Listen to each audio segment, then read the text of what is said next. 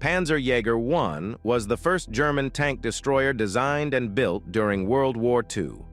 After the end of the September campaign in Germany, preparations for an offensive to the west began.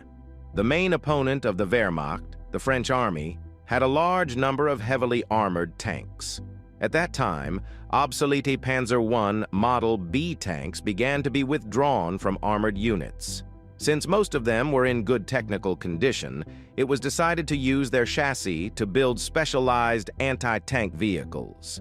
The first problem was the choice of armament for the new vehicles. At that time, the Wehrmacht's primary anti-tank weapon was the Pak-36, 37mm gun, but the projectiles fired from it could only threaten French tanks from short distances.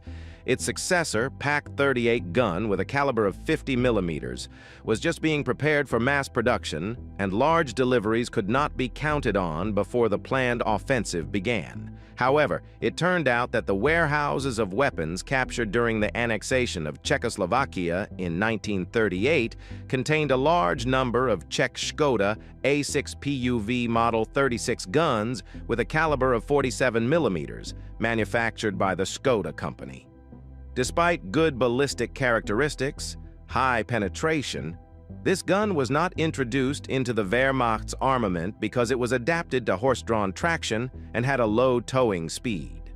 After being adapted to be mounted on the Panzer I chassis, the Škoda A6 PUV gun was adopted as a 47mm Pak-T.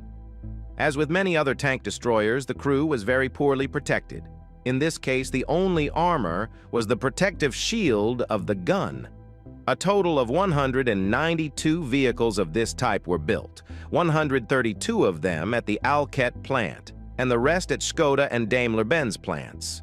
These models differed only in the shape of the protective shield. They entered service just before the start of the French campaign in 1940 and were withdrawn by the end of 1942. The costs of constructing Panzerjäger tanks were very low, and in use this design turned out to be quite successful and helped extend the usefulness of the Panzer I tanks, which were already an obsolete design at the beginning of World War II.